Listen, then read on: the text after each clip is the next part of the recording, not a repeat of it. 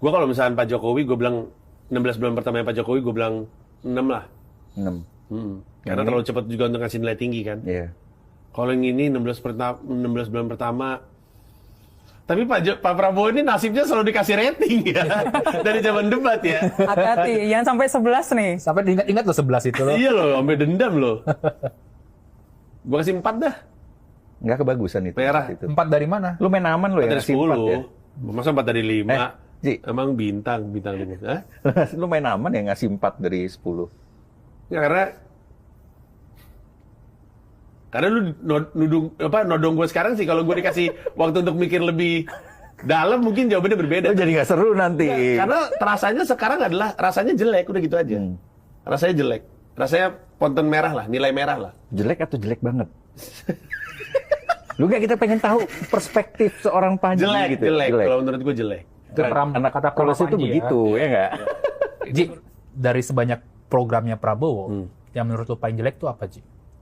Ah, ini kalau ngomongin spesifik program ya. Tadi Program. kan gue ngasih nilai berapa tadi gue? 4. 4 karena ada banyak hal. Komunikasi publiknya jelek menurut gue. Terus kecemasan masyarakat untuk beropini. Terus jauhnya ucapan beliau dengan kenyataan yang dirasakan masyarakat. Kalau program MBG, gue itu salah satu yang suka sebenarnya sama program MBG. Datang dari latar belakang anak-anak gue juga datang ke sekolah dikasih makan gratis, walaupun gue nggak gitu yakin itu bergizi ya, tapi dapat makan gratis.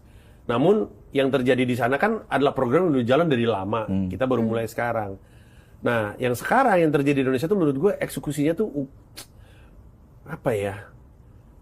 Kayaknya oversimplifikasi kalau gue hanya ngomongin soal eksekusi. Soal komunikasi publiknya juga Pak siapa namanya? Kepala BGN, Dadan. Kepala BGN ya, Pak Deden bilang, oh ini periode sekarang cuma 50 yang keracunan dikit atau berapa gitu kurang lebihnya. So gue satu juga harusnya nggak boleh ada, ya kan? Terus soal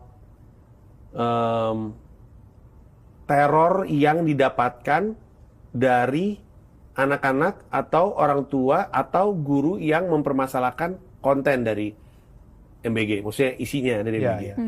Setiap kali anak-anak protes, kemudian anak-anaknya mendapatkan apa namanya Tekanan ya? tekanan gitu. Intervensi. Iya gitu, kayak apa ya? Kayak nggak ada orang yang cukup kuat dan satset dan bagus kerjanya untuk ngurusin MBG. Jadi nggak tahu ya, gue sih sangat kecewa. Kecewanya tuh agak berlebih karena gue tuh berharap banyak sama program ini. Ingat nggak dulu waktu SJSN ada sehingga ada BPJS, itu gue juga mengikuti prosesnya dan suka. Dan memang pada awalnya berantakan sih. Mungkin sampai sekarang masih ada apa ya yang belum terbayar ya. Tapi kita tahu gagasannya bagus. MBG juga menurut gue bagus. Gue waktu itu pernah datang ke salah satu dapur yang ngurusin MBG. Di mana? Waktu di wilayah Toraja. Oh. Terus dia cerita soal berapa sekolah yang dia berikan, berapa posyandu, berapa puskesmas untuk si ibu hamil. Jadi sebenarnya secara program tuh gue ngerasa kalau lu mau menurunkan angka stunting, support ibu-ibu dengan makan bergizi, itu udah benar. Tapi terus ini nggak bisa jadi bancakan orang gitu.